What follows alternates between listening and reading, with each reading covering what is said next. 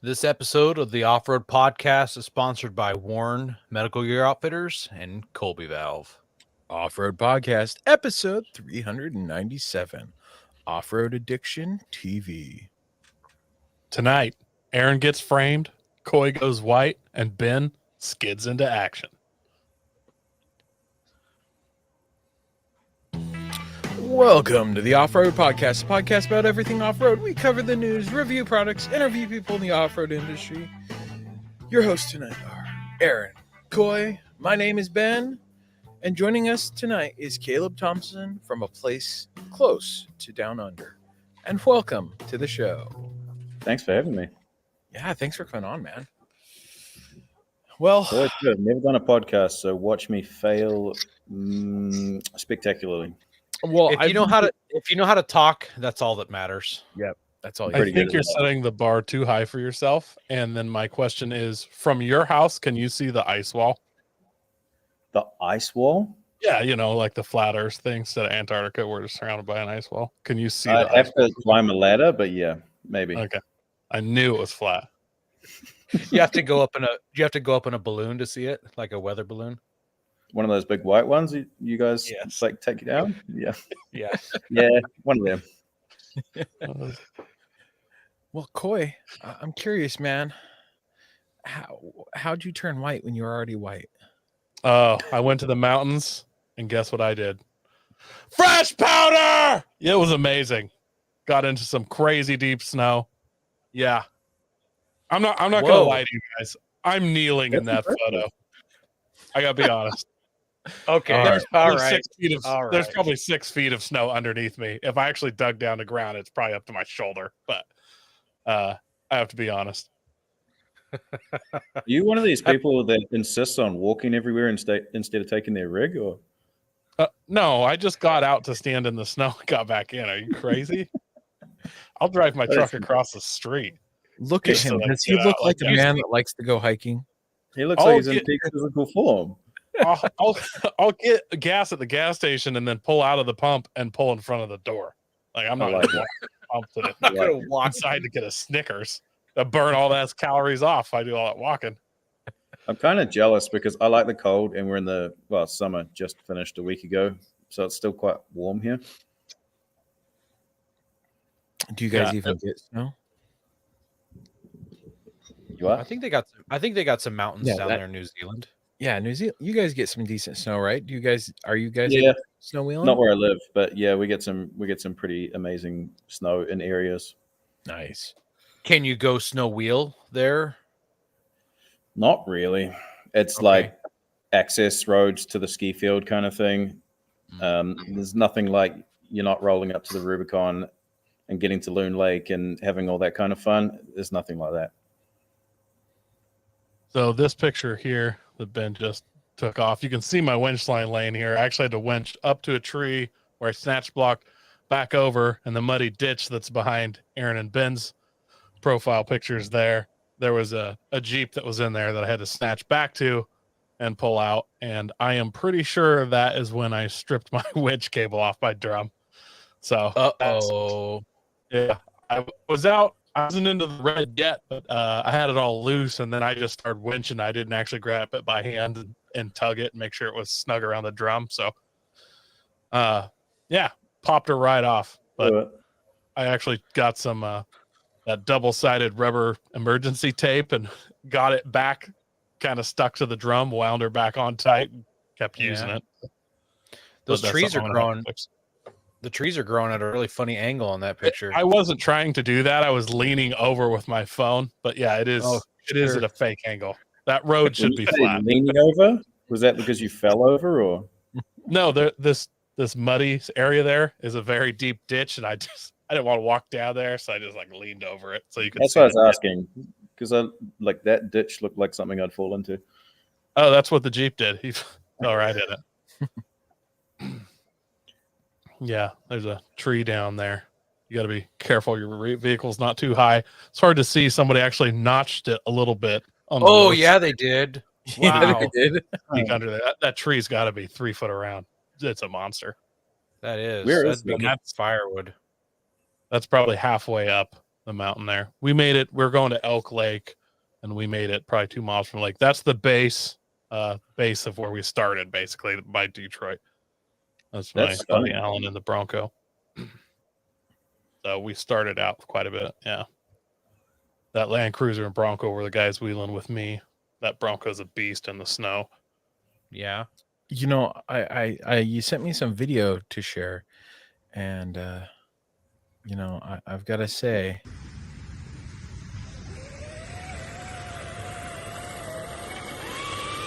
boy, that your rig is looking really amazing on tracks. Sweet.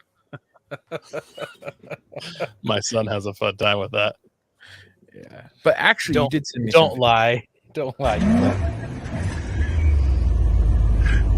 Should have let me know. Yeah.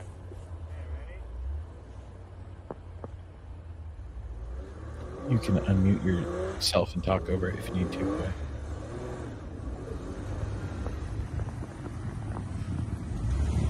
But this vehicle right here is right up your alley, right, Caleb? Land Cruisers, got lots of those. That's technically a Lexus, so it's like a Land Cruiser with Lexus and heated seats. But they're just fancy labels and nice interior, really. Yeah, it is triple locked though. And then did I send you the video? So I probably wouldn't have made it up that far. By probably for surely I wouldn't have.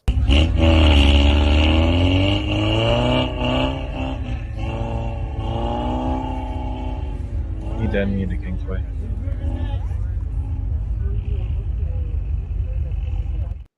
Series Land Cruiser on Boy. 40-inch tires.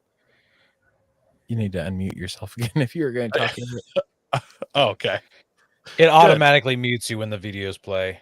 No, I think he said it was a real cool rig going through the snow real fast. Something like that. Yeah, that's what I got. That was it was like a fast. Toyota mini truck. That guy's got it just pretty much custom built for snow. It was on 40-inch tires. You could see that this level of the snow was over the tires there where they were walking through it. There's probably 3 or 4 feet underneath their tires yet. And then in front of him was another Land Cruiser on 40-inch tires, 80 series Land Cruiser. So those guys were breaking trail all day, getting up there. Then we headed up, and then there was another group kind of in between us. And they were having a lot of problems, and eventually we got around them, and they turned around, and then we finished going up. But lots of recoveries, had a good time. Actually kind of knew a couple of the guys up there, or knew of each other, and made some connections, and it was fun. Nice. So that was my weekend. I really enjoyed it. I really wish that I could have had some of my other close friends come with me. That I offered many times. But anyways, Aaron, what'd you do over the weekend? So I had a guest from out of town come, and he spent 2 nights at our house, and we did a bunch of firearms related things while he was here. And I totally forgot to have him come out to my shop and help me bleed the brakes on the Nissan. So that just absolutely didn't get done. Yeah, but I did finish. I had to do a little bit more framing on the garage doors for my shop, or not on the garage doors, but on the openings for the garage doors. So I got the framing done, went to a gun show, and got taken advantage of by 2 old dudes. So I've seen that movie.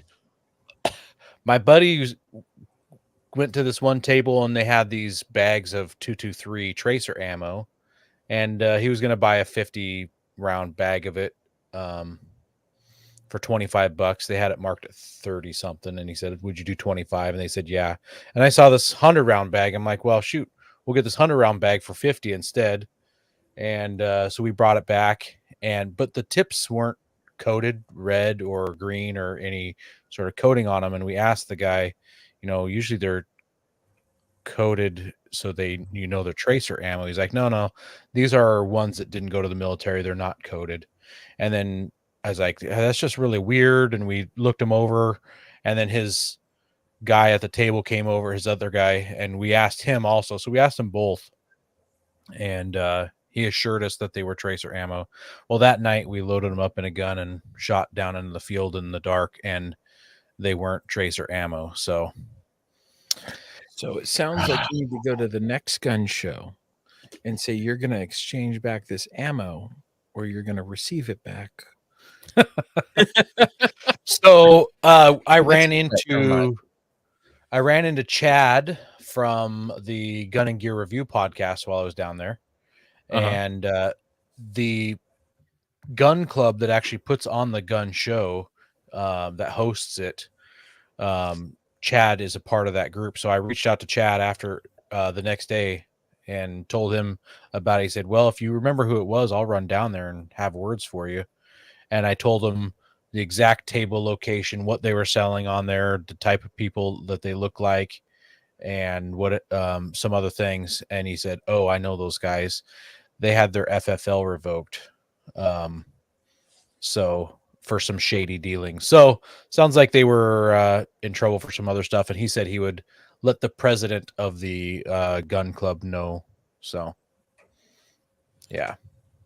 Yeah, because if you're Oh, paying well. tracer prices, that's a Well, it ended up only being 50 cents a round after we talked them down. So it's not like we got terribly ripped off for regular bullets. So it's not terrible, but still it's a little irritating because tracer bullets are kind of a fun thing to have and goof off with. So yeah. that's what I was looking forward to, is just some goofing off with that. Other than that, I'm absolutely swamped with homework. So yeah. I was doing homework right up to just before we started the show tonight. Yep. Yeah. How about you, Ben? Did you go snow wheeling with Coy? No, I got asked to, but I had plans. It's my wife's birthday is tomorrow, and we made plans for the weekend. Actually Monday, or what was it, Saturday? I went to a concert with my son. He likes this guy called Vance Joy. He's an Australian like folk song singer dude. Plays ukulele and guitar, and I don't know. I called it ska because they had brass instruments too. So we went and did that in Seattle. But then Pete came over. But before he came over, earlier in the week, he was making fun of me. Apparently, me and my habit of not installing parts over time has now become like memeable. So yeah, he started collecting a lot of parts, and so they were coming over Sunday for dinner, and I decided that we would take care of some of those parts. So we took care of his brakes. He got new brakes and rotors on the front of his Tundra, and then he got the Expedition Essentials RAM mount T-PAM mount for his radio. So we got that all installed, and then yeah, that was my weekend, except for healing up. Oh wait, never mind. I forgot something. He dropped off this some Gambler whiskey, which Coy's not a fan of. He says it's the worst whiskey he's ever tasted. I don't know what he's talking about. And then I got a skid plate, another one. I got a gas tank skid for the Forerunner now. Just got to install it with the other skid plate that's not installed yet. So I've got skid plates now. I'm collecting skid plates now. You got to. It's like it's like Pokemon, yeah. Yep, we got to collect them all. Got to catch them all. I'm into your gas tank. I've got all the important skid plates now. Finally, I've just got to spend the time to install them. Though I might need to replace my gas tank because I have that giant dent the size of my head. So I'm going to remove the gas tank skid plate and then just say beach ball next time, Ben. That's a better. Yeah, beach ball. People I haven't met you don't know that your head's like so huge. 24 inches round. Yeah, that is true. It's not a small noggin. So yeah, it's got a Sasquatch sized head stomp in it. You need to learn the secret, Ben. What's that? So when you've got a project, everyone always asks you how your project's going. When you finish that project, nobody cares anymore. So if you want to stay relevant, just never fit these things. Well, he's had those skid plates for probably 4 years now. Yeah. Well, not the gas behind me has been a project for 5 years. So if anyone from my channel logs in, I'm not going to hear the end of it because it's visible. I try and hide it. Yeah. So I'll get the well, it's a plastic skid tank. Also, Josh, do not tell Ben to weld on a fuel tank. Like we all know what would happen. Boom. Would not be good. Yeah. But he's got a bottle of whiskey to start with. He'd probably pour that on himself before he started. So yeah, Forerunner's got more work to do, but I haven't been doing it because other stuff going on, and I'm kind of waiting to get the garage done, which I need to actually move cars still, and I keep putting that off to go do other stuff because I'm a terrible person. So yeah, Move cars. I thought you just got done moving the cars. I got to move them again because I got to clear off. I moved them into the backyard for the perk hole. In the front because I wasn't sure exactly where they were going to put, they wanted it. So now I got to move the trailers in the dad's Jeep and my truck over there to that side of the yard. And then Dennis and I got to come level out the backyard, which isn't going to be that much work. It's actually not a ton of work. And then gravel. And I'm not 100% sure if I need to do gravel or if they're going to do the gravel for the prep.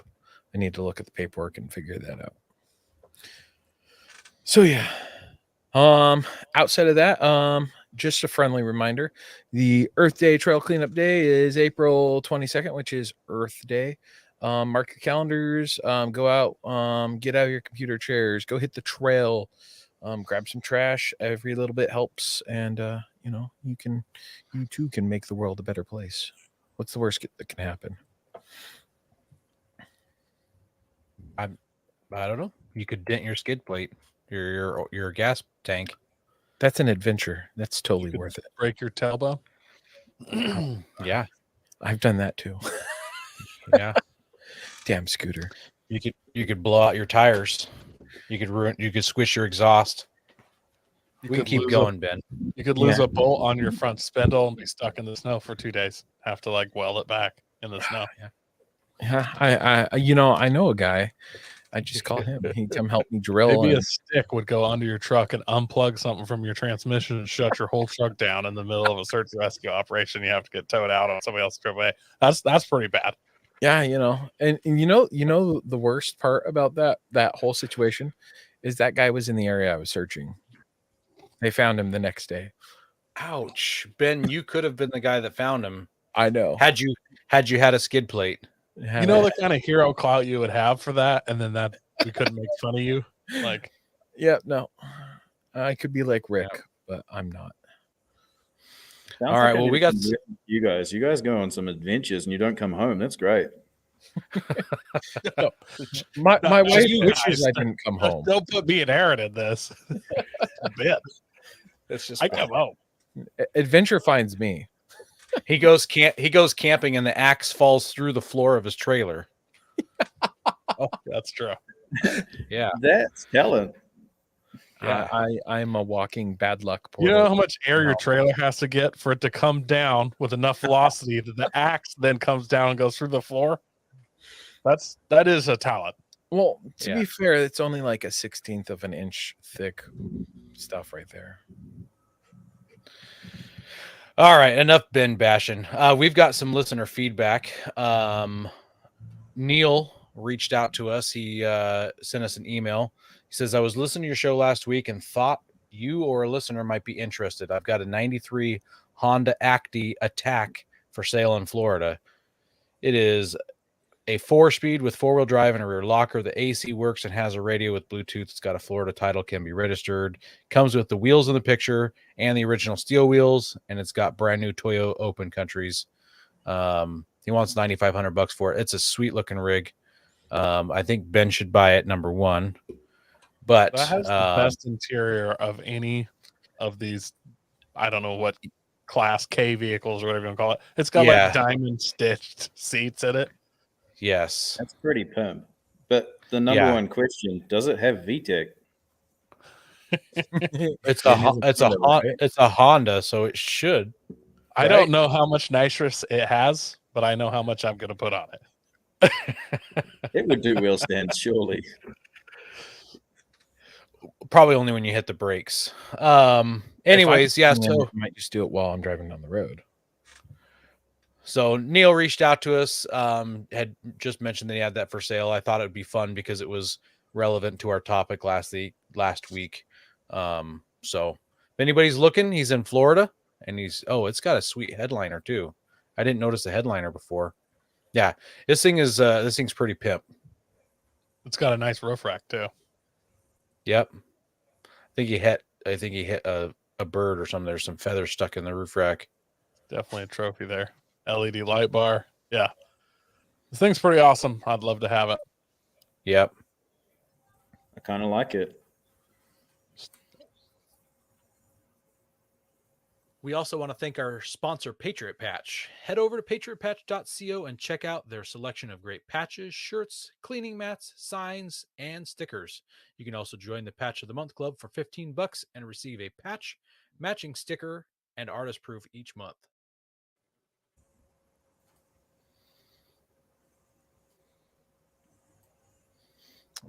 There's your gal this month. And then we just got an email. What was that? Was that today we got that, Aaron? Yep, that on Friday they're dropping some more of their limited edition patches. Yeah. Which I don't have any out here. But they did like a Mandalorian themed Pokemon. So like it was, yeah. I had the Squirtle one, but yeah. I don't know. I'm not into the Mandalorian or into the Pokemon stuff. So, anyways, yeah. Also, we've got our patches, $10 each if you pick them up, or 13 shipped for the first one and $10 for each additional. In the United Reach out States. to us in the United States, yes. So just reach out to us if you want some, and we'll get them mailed out to you. And if you are not in the United States, hit us up. I'll get a shipping quote, and we can get them shipped to you outside of the United States, which I've hit 2 different continents. So feel free. It'd be fun to shoot over to, like, I don't know, Australia, New Zealand, South America, Antarctica. They do have a PO box they do have a post office in Antarctica. Yeah, and don't forget that our Lumen Locker patch glows in the dark. Yeah. Need those for all those light bars with no lockers. I like that. So we don't do the patch thing down here. So is that like the standard 5 to 10 horsepower, like a sticker, or is it like 15 to 20? I don't think they add horsepower. They just add clout. You know how like the gangs have the teardrops down tattoos on their cheek? It's that for overlanders. Like if I have a full headliner of patches, they know I mean business, not to mess with my overland status. Like a Girl Guide patch kind of thing. Yeah. All right, I like it. Have tire troubles ever left you deflated? Colby Valve has got you covered. Ever have a valve stem leak? Colby Valve makes reusable and easily replaceable valve stems that don't require you to remove your tire from the wheel. They work with your off-road rig, ATV, side-by-side, commuter vehicle, or even your tractor. Never be left stranded again because of a busted valve stem. They also have a tire repair kit for those punctures that keep you away from doing your favorite thing, wheeling. Make sure to check out colbyvalve.com or ask for them at your local off-road products store. So, Caleb, have you ever lost a valve stem on the trail? I used to run tubes. Ooh, fancy. Keyword being used to, because just about every time I would go out, I would tear the valve stem off. Now with bead locks on most of the rigs, I've moved the valve stem out the way. Normally quite safe. Yeah, you've got that bead lock protecting it. Yep. Makes me feel a little bit safer some days. Some days, right? Well, for the news this week, we've got Earth Cruiser. They're planning on building EV-based I can't see the other word I put there. Slide-ins. Slide-ins. There we go. Good job. We've had Earth Cruiser in on the show. They're based out of Bend, Oregon. They're building them out of lightweight composites. They're designed to integrate into the EV's software, electronics, energy production, and storage systems. You can do $100 deposit and let them know what you have. That way they can build based upon models. So if you've got a Rivian, you've got a Hummer, you've got an F-150, if somehow you have a Cybertruck, that's the idea. Is that way they know what they should be building first on that type of platform, which is pretty cool.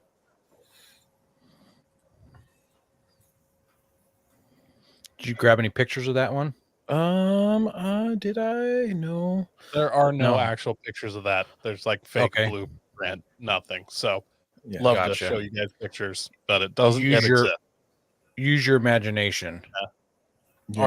Artist rendition in your Yeah, head. there's here. I will show the artist rendition for what looks to be a Rivian. Nope, it won't let me. I've got too many Nope. pictures. All right. So That's fine. no pictures for you. Well, we've got an update here for another story. We talked about Volkswagen bringing back the Scouts here in the U.S. So they're building a $2 billion facility for the Scouts in Columbia, South Carolina. That is here in the States, not Columbia, South America. The build is set from around 2023 to 2026. The plans to build EVs with off-roading in mind. And the idea is to compete against Rivian for that market, which is good. Somewhat related to that, my wife sent me a video today from Facebook, and it was an old Scout commercial from like 1972. Let me find it here. You get the hound dogs. Yes. Sorry, 1968. She sent that to me. And so I said, so you don't want a Scout now? And she said, I just thought the commercial was cute, but yeah, I'd drive that. So that means buy her a Scout is pretty much what I think she said. Sweet. So, And so by I guess the I'm time getting they a- come out, you should be a journeyman, right? no, I think she wants an old one, an old Oh. Scout. Oh, well, that's even better. You can afford one of those. I can go talk to Todd. Todd probably has a spare one kicking around in his yard over in Idaho. Yeah, you'll just need like 3 tetanus shots, 1 for her 2 for you, because you're going to need a Yeah. backup tetanus shot for that tetanus shot. I know how long it's taken Aaron to change his brakes on his running truck, so I don't know if a frame up restore on the Scout's like. Aaron's over 40, so the majority of his life has already passed by. I don't know if he has the actual time at the pace he rolls. Well, once I get that journeyman money, I'll just be able to pay somebody to do it for me. I really want to find like somebody who's a Scout aficionado, a Scoutophile, and ask them what they think about Volkswagen using the Scout. I name. know. Just I an know. unfiltered opinion of that. Well, man, I might have to find a Scout Facebook group and find someone. We'll bring them on the show. What's the community say? Yeah. I actually thought about when they started that up, I thought about just starting a Facebook page and a Facebook group for Volkswagen Scouts. And so I could just be like the owner of that because it's brand new. So Well, somebody's got to start it. I feel it's going to be like older Jeep owners talking about newer Jeeps, being like you and your Fiat Italian vehicles. Yeah. That's not American. It's a Fiat. It makes me miss the olden days of forums because, like, if there's a Scout forum, which I'm sure there is, it's probably not active anymore. But back in the day, if this had happened in 2004, it would have just been angry Scout owners screaming about how Volkswagen's not a real Scout. Yeah. They're right. But... All right, guys, we got a new contest coming up. On Is May it new 8th. anymore? Is it new anymore? We've announced it like 4 times. And when Ford does an all new F-150, it goes on for like 3 years. So I think I'm going to say new until after we do the interview and show with Andy from Warren. We're going to talk about recovery stories. But leading up to that show, we'd like you guys, our listeners and supporters, to write in your own personal stories of when either you recovered somebody or you recovered yourself or you watched the recovery. And then we're going to pick the best story at random. I guess that if it's not at random, not necessarily the best. And then you're going to win a Warren medium duty accessory kit as pictured above for those who are on the video. And that includes a bag, tree strap, regular strap, 2 shackles, and a snatch block and a set of Warren gloves. And a cardboard box that it comes in. Yep. So you can lay down in the dirt and attach the shackles. There you go. Yeah. Because, it's just better than laying in the dirt, right? Go Single-use prepared items with are all. Warren Industries. They produced the first recreational winch in 1959 and lead the industry with their dedication to quality and reliability. When you dig yourself in deep, make sure you have the right tools to get yourself out. Get Warren equipped and go where others can't. Now, let's get ready for adventure and head into our main topic.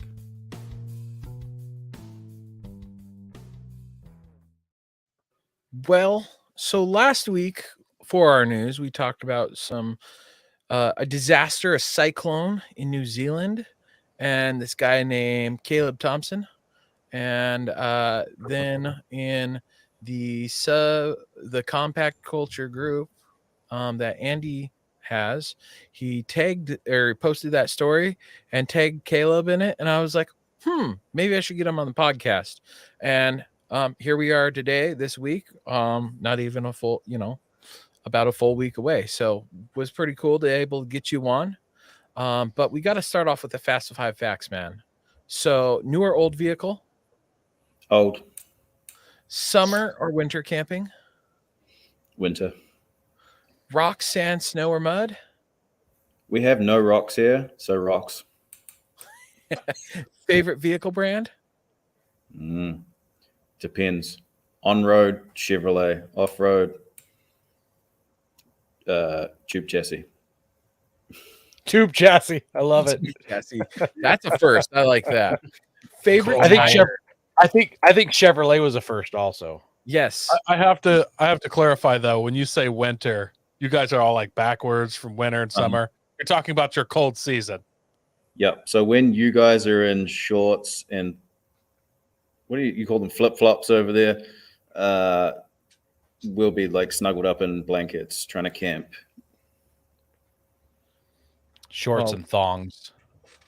Oh, you call them thongs? I always can, flip-flops, thongs. We call them jandals here, so What do they call them over there?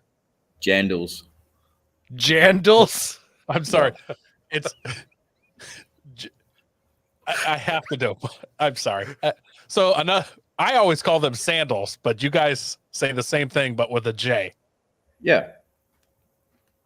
Which you've just triggered in my brain. Maybe it's because they're a jelly plastic version of a sandal. I don't know. So you have no idea why it's called a jandal. That's just its name. It's just its name. Fair answer. My mind is completely exploded and blown. That's amazing. And it's the hardest thing to talk about. You have to speak 4 different languages to figure out what each country calls them. Yeah. Yep. Favorite tire? Maxxis Mud Trepidor. Ooh, that's a first one too. I bet those are pretty inexpensive to get over there. Yeah, cheap as chips. I think off the top of my head, they're about $750, $800 Kiwi a piece, which is probably around the $475, $500 Freedom dollars. What size? So they only come in one size. It was designed specifically for the Rainforest Challenge in Malaysia. So it's a 38.5, 12.5, 16. I'm pretty sure you can get them in a bunch of sizes here. Not the Mud Trepidor. It's a special compound. It's only one off. So it's different from the normal Trepidor. Oh, here they have like a comp something. I can't remember. This is my second favorite. That's your second favorite. But same tread pattern, looks the same. That super aggressive sidewall chevron. Sort of. The Mud Trepidor's got way bigger lugs, way bigger gaps for clearing out the mud versus gripping the rocks. Huh. I usually have some on the Suzuki, but they're at a friend's house, which reminds me they've actually been there for a few months. So I should see if I still own them. Uh-oh. Can you guys get Interco boggers down there? Because those are like the most American mud tire there is here. We used to. I loved them. They used to be my favorite tire, but they just flat out do not work in our conditions here. Interesting. I thought they're the ultimate mud tire. That's crazy. It's pretty wild how different tires do different things. Yeah, I mean that sounds really generic, but I mean like a different mud in a different country. There's probably areas where they do work. Don't get me wrong. That was a very blanket statement, but yeah, for the most part, in like slippery clay and stuff like that, they don't bite in and pull you forward. They just spin on the top. Yep. And then our last one here is any recommendations to someone new to off-roading? Join a club, find your people, and listen to the experts when it comes to recovery. Don't be a hero. I like it. So before we talk about the cyclone, let's find out a little bit more about you. So tell us how you got started off-roading. Well, there's no grand story to that one. I basically went out with a friend once in his back seat, and I got hooked. And it was all downhill from there. What was the first vehicle you ever took off-road? Forerunner. Are they called Forerunners there, or are they Surfs? No, it's a Hilux Surf, but Hilux Surf. Okay. I try and speak your language as much as I can. You're translating for us. Yeah. Yep. He's bilingual. All our American listeners are like, ooh, Forerunner, how white girl of him. But if you're like Hilux Surf, they're like, oh, JDM, amazing. You know, so. But it did have the diesel motor, diesel turbo. Oh, a turbo diesel. Yeah, totally much better. Yeah, it's way better. You're no, not it's like the worst motor ever. And that's Forerunner owner. They're for blowing head gaskets and cracking heads. Oh, wow. Yeah. What's your favorite rig to hit the trail in? Whatever runs in my driveway is probably the safest answer because it varies. Okay. Can you give us a most? Oh, go ahead. But currently, it's at the shop getting some rust repair. But currently, my daily driver, which we're putting back on the road, is a Nissan Patrol, like a Y60 GQ. Is that the one you sent me the video of? That's the one, yeah. Here, I'm going to play that video real quick. You can unmute yourself and talk about it if you want. Right, so it is road legal, but it's nearly back on the road.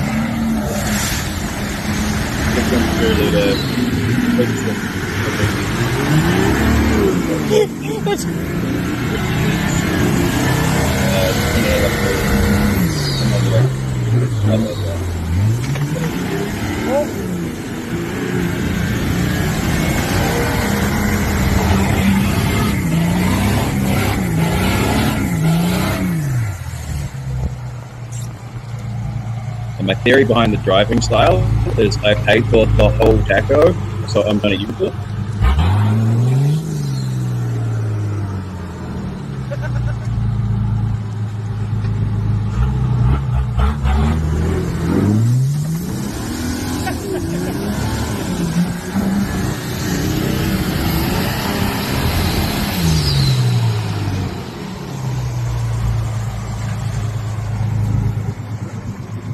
Usually we don't kind of wheel like that, but this track had been nailed by lots of rain. And these holes hadn't been driven in a while, so we're just kind of spending the time trying to drain the holes out and have a bit of fun. So for our audio listeners, that was a Nissan Patrol with a little flatbed on it, so like a 4-door with a flatbed. And it had a wicked exo cage, and as you could hear in the audio, it definitely was turbocharged.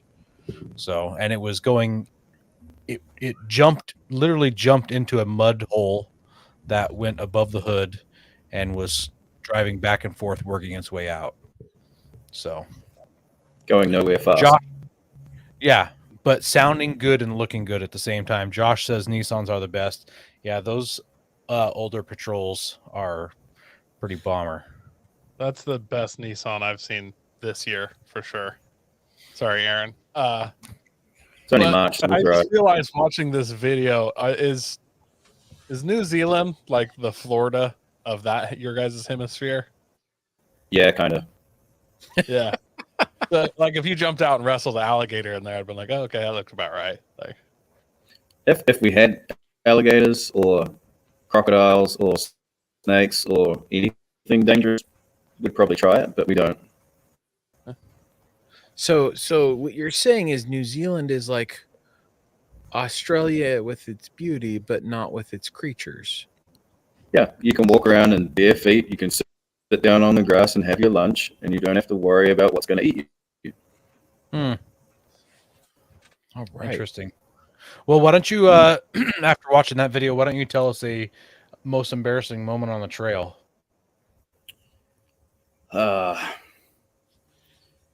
You know what? I have a lot of them. Most people know that I'm there because I make a lot of noise and then go get stuck somewhere stupid. I'm really good at that. we want to know the one where you're laying in bed at night and it pops up and keeps you awake. That one. That one. I'm trying to think. It's been a while. I've spent a lot of time in my shed lately and not wheeling, which sucks. So, old age and memories falling out the back of my brain. The one recently I can think of is when I went down this hill. I went easy. It was in this patrol. I just got it. I bought it fully built as is, and it's twin locked. It's got I don't know what you guys call them over there. We call them a cutting brake or a fiddle brake to lock one of the brakes to like spin it around. And so it's got those in the rear. Like individual rear brakes. Yeah, we might call them turning brakes here, but yeah. Yeah, I've heard So I I've had heard that. the cutting brakes used here too. Yeah, I think the Formula, what are they? The Formula off-road guys use them that come over from Iceland. But anyway, I went into this thing, thought I was pretty cool, into this hole. It's a nasty hole, and I'm going on the cutting brake, turning left, trying to just drive out of this little bump. Not happening, and I had to fully commit into like over the bonnet deep mud, sloppy crap. I thought I had it, rolled in there like, we got all the gear and no idea what's the worst that's going to happen. And yeah, it smelled real bad. It was, yeah. You can have all the gear, no idea. Oh, okay. When you say it smelled real bad, like you blew up your engine or just... Oh, no, just nobody had slipped into that mud hole in a year or two, and it was pretty nasty. Oh, like a cesspool. Yeah. And it was like bonnet deep. Oh, sorry, hood deep. Yeah. You back that up and we'll start speaking English for you.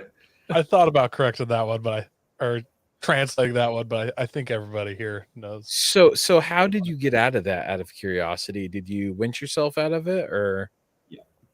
Yeah. So the patrol has a PTO winch on the front and electric backup on the rear.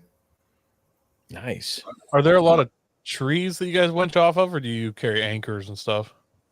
There is an anchor on the truck, but yeah, there's a lot of trees generally.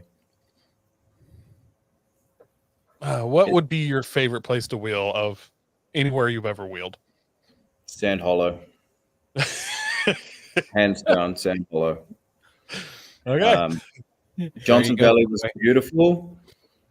I loved Mexico. I loved going to Asia. Sand Hollow, hands down, had the coolest crawling with the best views I've been to. So you are the second person I've heard talk about wheeling in Asia. What is that like, out of curiosity? So there's the Rainforest Challenge, which funnily enough, that way That's the flag for the Rainforest Challenge behind me. It's an event that's been running for 25 years. I think they just had their anniversary.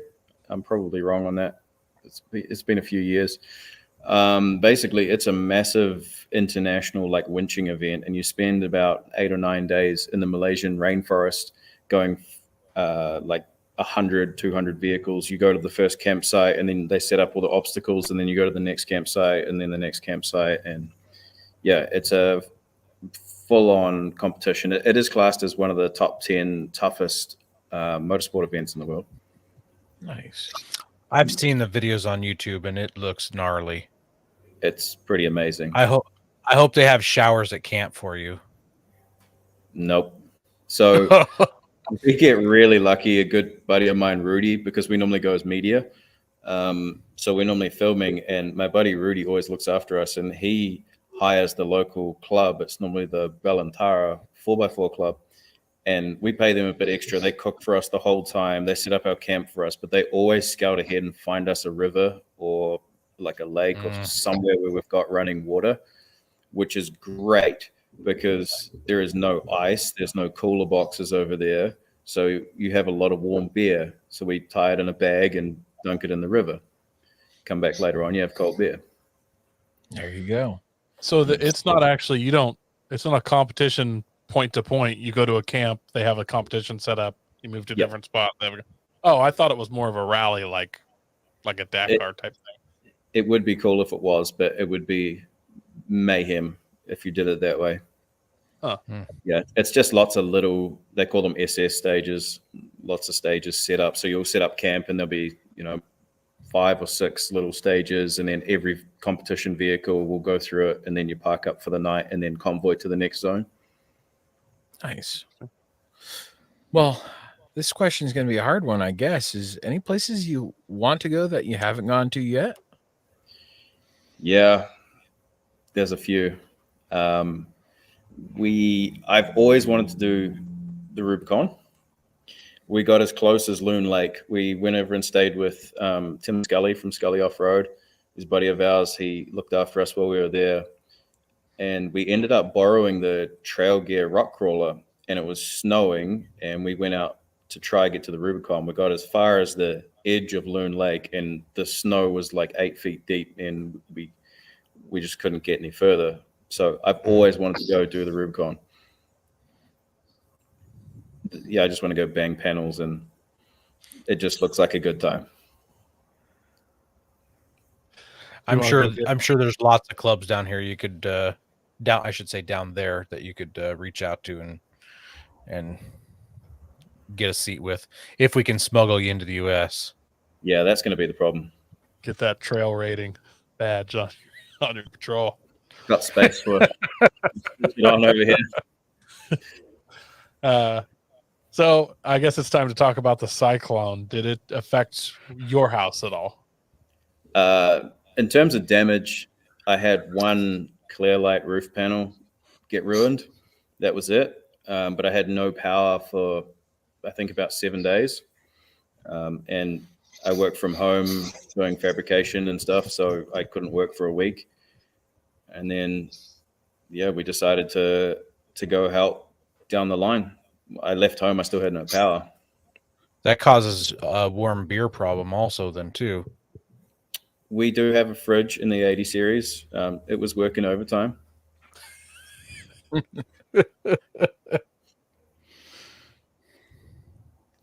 in terms of damage, we got off 100% lightly. But no power and one piece of clear light in the roof, that's nothing. So how far inland did the damage go? It was so widespread and just random places that got nailed, and it was often places that the rivers sort of burst, but it wasn't near the river where the damage happened. It was very bizarre. So what made you decide to help? You're just bored at home? You didn't have any power? You wanted to go on an adventure? Or what made you decide to get some people together and go help out? So it started off on the Monday, I think it was, which was Valentine's Day or the day before Valentine's Day. Locally, I couldn't sleep that night. Not really because of the storm. I just felt uneasy, like I was kind of on edge. And I checked my phone about 3 a.m. and one of the local cities around here had been evacuated because it's quite steep cliff country on this beautiful beach area called Muriwai. And like houses had slipped off the cliff and that kind of thing, and they were freaking out. So I waited till daybreak and I headed out there to see if I could help. And it wasn't until a couple of days later, I just kind of felt like we need to go further once we saw the videos start coming out of people that had lost everything, that lost their animals, their horses, that kind of thing. And we were just going, wow, this is a lot bigger than what we thought. Wow. So, yeah, we just kind of, I don't know, it just didn't feel right sitting at home. It's crazy. I mean, it's carnage, but it's also beautiful in a way. It's really beautiful country where you're at. Yeah. How many If you're listening, I'm showing pictures as we talk. How many people volunteered to help you help others? So there was 4 of us that went down, myself, Tony, John, and Carl. And as soon as I put a post up on Facebook saying, hey guys, I'm heading down, it doesn't feel right sitting here, they just jumped straight away. Yep, let's go. So we all loaded up, and within 24 hours of us putting the word out, my wife's work, Mitre 10, which is kind of like a Home Depot kind of thing, they had given us like $1,000 gift card to get supplies to take down. We had like 800 kilos of meat sponsored by Neat Meats. And hold on a second. I got to ask. So we mentioned that on our show last week in the news segment that you're giving out neat meat, and I was like, what is neat meat? And Ben did some internet sleuthing and found out that was like fake meat. So what's the deal with you guys giving out tofu to people? Like when they're in like their deepest darkest hours, you guys give them fake meat? Yeah, we just thought, like some fake bacon would just lighten the mood. But in reality, I think Ben uses like a Yahoo search over Google because it sent him down a So Neat Meat supplies a lot of meat here in New Zealand, and we were giving away the nicest cuts of meat, like butterflied lamb leg and smoked chorizo sausages and frankfurters, and it was just beautiful meat. But yeah, I did laugh very hard when you guys came to the conclusion that we were trying to ruin people's day with fake meat. Well, I would like to publicly apologize to Neat Meat for assuming that they were handing out tofu and fake burgers instead of the good stuff. Yeah. If Neat Meat wants to reach out to us as a sponsor, please do. Which one? You want the one? I want the real meat. All right. Fair enough. They're sponsoring us with money. I'll let them duke it out, highest bidder. If they're sponsoring us with product, I'm gonna have to take that butterflied lamb leg. Yeah. You know what? I could send a clip to the Neat Meat in America with the fake meat and say, hey, you guys are getting some good shout outs over here. They want some sponsorship. I think we should send a clip and have the American Neat Meat send you guys some plant-based burger to give away to these people. Yep. Some deflated sausages. And Sorry, I interrupted about the neat meat. So you were talking about what you were passing out to people. You'd gone to the Home Depot like place and got some supplies. Yep. So we used that gift card. We went and bought a generator and a bunch of jerry cans and stuff like that to take down with us. Ended up with the 800 kilos, which is 2,400 pounds, something like that, off the top of my head on the fly, of frozen. No, it wasn't frozen meat. It was beautiful meat. We took that down, and wow. Within 24 hours, the donations just started rolling in, and we managed to get sponsored on loan company called Mainline makes these fuel bowsers that, like fuel tanks that fit in the back of your pickup, with like an electric pump and what I'm using in the photo here. And so we filled up 250 liters each, which is I think like 800. Sorry, no, it's going to go the other way. Be like 70 gallons, something like that. It'd be like 500 gallons total, I think, right? Liters about 2 quarts. 1 gallon is 3.75 liters. Oh, okay. So you said 250 liters is 66 gallons. Yeah. All right. So close enough. 66. Yeah. So 66 gallons in each one. So we had 2 in the back of this Ford Ranger here, which is different from the Ford Rangers you guys get. And we just filled them up with diesel. With the donations that were rolling through, we just kept filling them, and we would just turn up and we would drive around and see somebody on a digger, and we'd just pull up and go, "Hey man, do you need some diesel?" And so many of these people like were almost in tears. Like, I'm nearly out of fuel. I've been helping these people clean their driveway. Thank you so much. You've just saved me. And we'd fill up their digger, fill up all their jerry cans, and just keep them rolling. And it was quite fulfilling. Tony, who's holding up his ute over there, his pickup. We'll get the translations dialed eventually. Tony just drove around filling people up and just putting smiles on people's faces, and it was pretty incredible to be a part of. I mean, that guy looking there, that guy pumping some diesel in right there, he's got a smile on his face. Yeah, that guy was actually the one. He nearly burst into tears. He was just like, "Man, my digger was on red. It was on E, and you just saved me a massive headache. I've just scraped all this driveway for these people." Mm-hmm. So it's quite fulfilling when you can just turn up and you don't have to like go, "Oh, we can only give you 10 liters." You just, "Where's your tank? Let's fill it." It was amazing. Yeah. There's so many pictures of vehicles on their sides or covered, or what was it? There was a truck here, I think it was, where like the entire inside was just full of silt, and it's like, I just want to be like, you can't park there. I like that one, the big loader that drove past. I'm pretty sure it had like a 6BT Cummins in it with a stack out. It sounded incredible coming down the road. Oh, that's Skitter. Yeah, we call that a skidder. A skidder, yeah. But yeah. What's really interesting to me is I don't think, besides this news story that Ben brought to the table for us, I don't think I heard about this anywhere in the media at all. And this is devastating. Oh, it was terrible, man. So the water, I don't know if you guys know or remember of a cyclone called Cyclone Bowler. Happened, I want to say off the top of my head, like 2007. I'm probably way wrong with that, but the water level rose 6 meters for Cyclone Bowler, or 7 meters, the river level. In this one, it rose 9 meters, which is 26 feet. So does the water level rise because you're just getting that much rainfall, or is it storm surge, or is it a combination of both?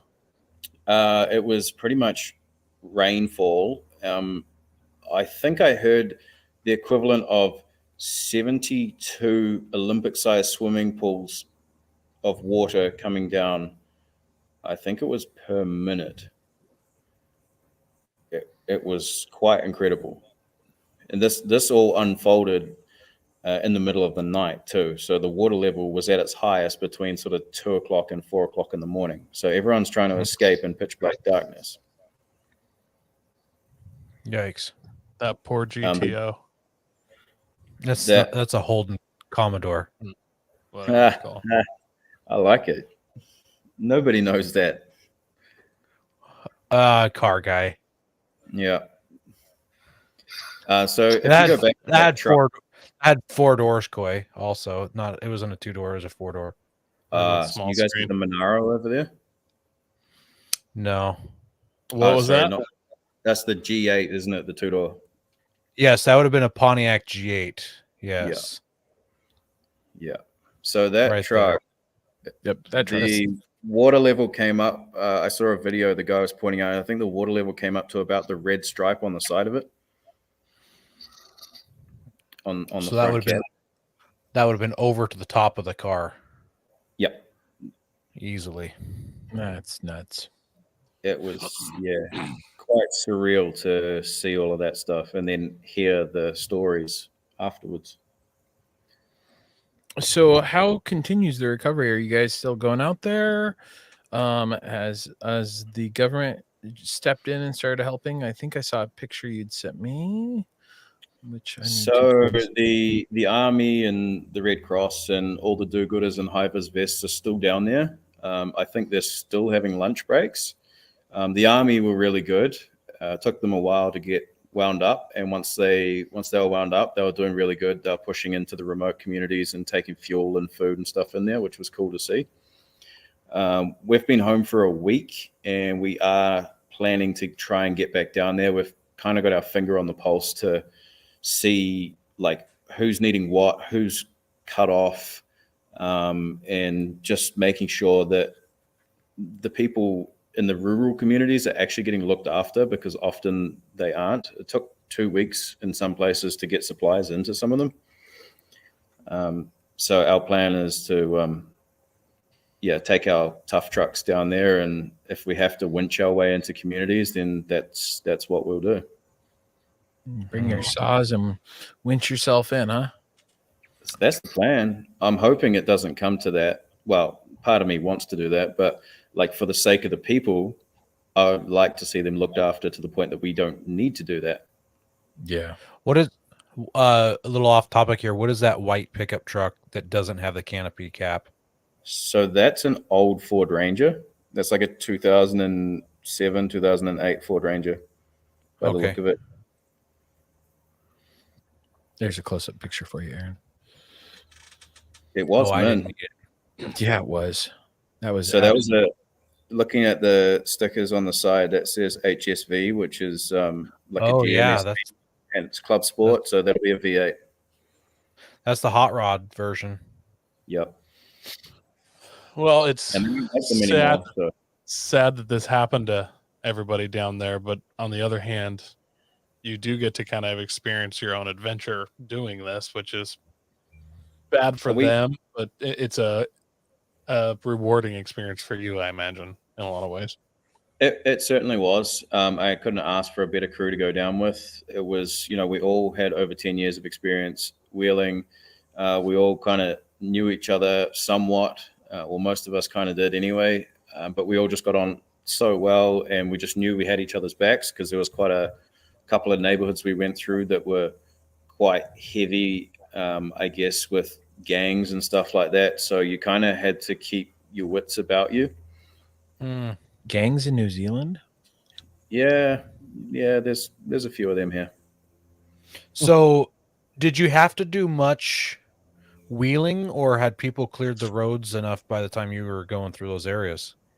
So we went down there with the intention of, winching ourselves, cutting roads, getting access, getting people out. By the time we got there, the locals had put us to shame. Like, they had started rebuilding bridges that had been washed out. They'd put zip lines across the rivers. Yeah, we ended up just being delivery boys. I mean, which was not cool. a terrible thing. No, it was cool. Well, I feel like we could talk more about this for another hour, and we probably would still have more questions, but we got to talk about you a little bit more. Let's talk about Addiction TV. What's going on there? What's that? Yeah, so Off-Road Addiction came about, funnily enough, on our first trip to Malaysia for the Rainforest Challenge. I used to always collect footage on my phone, and then we got invited to go to the Rainforest Challenge as crew. And I said to my wife, Shay, let's get a camera and let's try and film it properly, and just to show our friends. And by the time we got home and filmed a few other things with this new camera, we started editing, and Shay's a graphic designer, so she picked up the video editing really quickly, and it just kind of took off from there.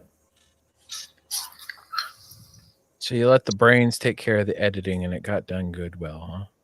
You let the boss take over everything, and everything goes well. And like I say, if I touch it, it's going to turn into a disaster. So besides building, I noticed you do some builds. What type of builds do you do? A little bit of everything. So I run my own fabrication shop. I've got my Suzuki never-ending project behind me, which if I lift that up, you can kind of actually see it. This one here, building for a buddy, it's called 10-4. So it's essentially a Willys Jeep replica. I kind of designed the tube frame so that the original body would actually fit around it, and from a distance, it would just look like a rusty old Jeep. And then you get up close, and it's a full tube chassis. So I do take MIG, bending, repair work, bit of whatever's going. As long as you have power. As long as I have power, yep. That certainly helps. When did you really start making strides? That's a hard one. I'm the guy that always looks like he says, yep, that was a good job. How can we improve? And so it's always hard to know where you've found traction and made those strides, I guess. But we just kept plugging. Like we've been doing off-road addiction stuff for like 7 years now, and we just kept plugging and plugging and plugging, and it just grew. So do you focus on any type of rigs in particular, or is it just off-road rigs with tube chassis? Or I would like to push for more tube chassis stuff because that's kind of my passion. But I'll work on anything. My Suzuki's still got the full frame. I'll say frame instead of chassis so I don't confuse you. So that's still running the original frame. The 80 series, the Patrol, all, standard kind of vehicles just chopped up with roll cages, etc. Do you guys have a lot of the restrictions that the Australians have where you can't be over a certain tire size? You got to have stuff engineered and signed off and stamped. The tire size thing you can get around as long as you can pass the brake test, which is like you have to go from let me math this quickly, 70 miles an hour down to 0 3 times back to back without fading. And it has to be within like 6 seconds or there's a special time you got to do it in. A time, not a distance. I think it's both. I think it's, okay. Yeah, a certain distance. And I don't know. I haven't actually had to do it because my Patrol's already certified. Hence why I got it, because it got certified like 10 years ago before the rules went crazy. And the other vehicles are all like on 33s or whatever, so you're kind of all right. You're allowed a 5% increase in tire size without needing certification from factory. Gotcha. So I hear you're trying to get Ultra 4 to become international. Is that something that you're personally working on? And if so, how's that going? But I need to change this up here. So it just says, I suffer from severe stupidity. Because if I didn't have enough on my plate, then I do now. So off the back of that trip to King of the Hammers in 2019, I was fortunate enough that Dave asked me to help present the live show. I sat down with Dave and said, how do I make this happen at home? I've loved Ultra 4 for many, many years. How do we do it? And Dave and I came up with a solution, and we brought Ultra 4 to New Zealand. And we're trying to get it off the ground, which has been a very challenging process. But I think the main issue is people are looking at the now of Ultra 4 in America, and we're way back in the rock crawler stage when they first started Ultra 4. And it's a lot of gap to close up. So people always look at the newest, shiniest, fastest vehicle, whereas I want to see the stock class come out and play. So you're absolutely. nobody's ready to build a $500,000 fully independent factory-backed buggy and come run. That's what you're saying? Not yet. Not ready there yet. There's a couple floating around. So Jim Marsden from Ultra 4 Europe, who also does the presentation at King of the Hammers, his old car got purchased by a guy called Stan Goodman down here. And so that's racing in New Zealand, and he came and raced our Ultra 4 round last time, which was cool to see him bring that out and get it involved. So that vehicle's been involved in a lot of Ultra 4 races in Europe, and it's won majority of them, and it won the New Zealand round as well. So it was cool to see. So there's Ultra 4 in Europe as well, or at least the starts of it. So Ultra 4 Europe's pretty well established now. Ultra 4 Australia, pretty well established, and Ultra 4 New Zealand, we're still working on it. We've done about 3 races over the last few years. COVID kind of put the brakes on things and took all our momentum basically. So we had a good race last year, which those photos were from, and then this year we're gonna have another round at the same place. It was just very good for spectators and quite a good course. Nice. Is it feasible to like ship a vehicle to New Zealand or to Australia, like back and forth, so that you guys can compete more to improve both markets? We're hoping to eventually. I mean, Australia is a massive market as it is. Yeah. We are not, which makes it hard. But I think last time I checked, you're looking at like $5,000 return kind of thing.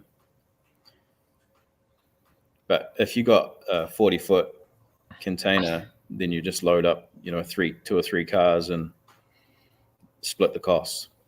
Yeah. Definitely could be interesting. It'd be cool. It's cool hearing about Ultra 4 being more international instead of just here. It's like we all have that passion to go out and race fast and hit the dirt and mud and rock, and it's fun seeing that other places just so that you could go there and maybe participate. Yeah. More bucket list. Yeah, it's a good excuse. Like they said when they first came down, because we had JT come down from America for our first race, JT Taylor. He was the Ultra 4 race director at the time, like international, and he's a good buddy of ours. And he came down and he was like, "You've just given everyone the excuse they needed to go to New Zealand." So hopefully once they needed more excuses, right?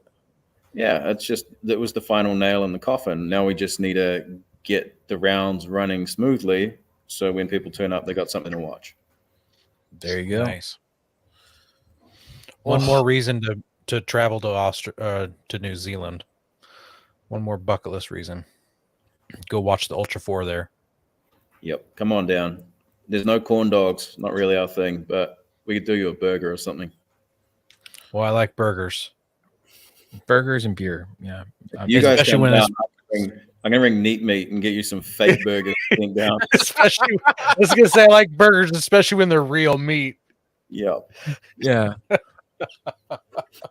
Oh man, I'm never gonna hear the end of that now, am I? Nope. I hope not. That's fine. That's cool. You need a patch. A neat meat patch. Fake meat specialist patch. Oh boy. Well, I appreciate you coming on, Caleb, and taking some time out of your day, because you are from the future. It's Tuesday there. It's Monday here. But where can our listeners find you? All over the show, somewhat. We're on Facebook, Off-Road Addiction TV. YouTube, same, Off-Road Addiction TV official. And Instagram, Off-Road Addiction TV. And we are on TikTok, but I hardly ever use that because there's enough brain drain with all the other things that we've got to keep up on. Yeah, it's way easier to scroll TikTok. Yep. But yeah, no, I appreciate you guys having us on. It's my first time doing a podcast. So yeah, it's good. Well, you've successfully completed being on a podcast, and you did it. Yeah. Get yourself a lolly. A lot. To celebrate. Get yourself a lolly. A little truck.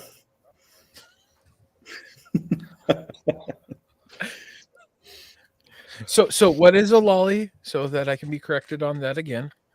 A lolly is candy. Okay.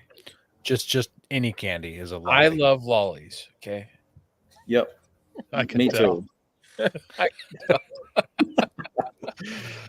All right. Well, with that, we want to thank everybody who listens to us, checks in with us weekly. The comments in the comment section are always great.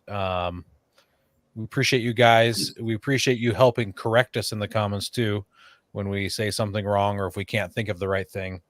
Appreciate you guys. We've got brand new business cards that Ben is holding up in front of a green screen and it's showing them really terribly. Yes, it is. Also. Absolutely So, terribly. We'll have those that we can pass out to people when we meet them on the streets as well.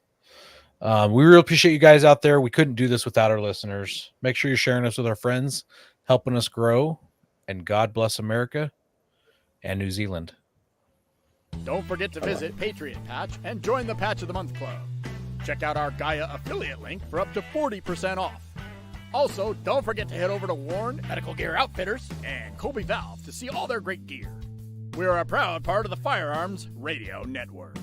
Got a comment or question? Send it to us through our webpage at firearmsradio.net or through our social media channels by searching for Off-Road Podcast. Also, you can listen to us live at overlandradio.com Mondays at 7 p.m. Pacific. When off-road, please remember to have fun, tread lightly, be safe, and courteous. Thanks for listening. You know, I think I'm going to have to go to New Zealand now just because there's less creatures that want to kill me. Like, Australia has always been on that bucket list, but now that I know that New Zealand has less things to kill me, my bad luck might be more in check there. It's a safer place for you, yes. I don't know, Ben. Those Tasmanian tigers, I hear they like Sasquatch meat. So I'll get attacked by the neat meat zombie.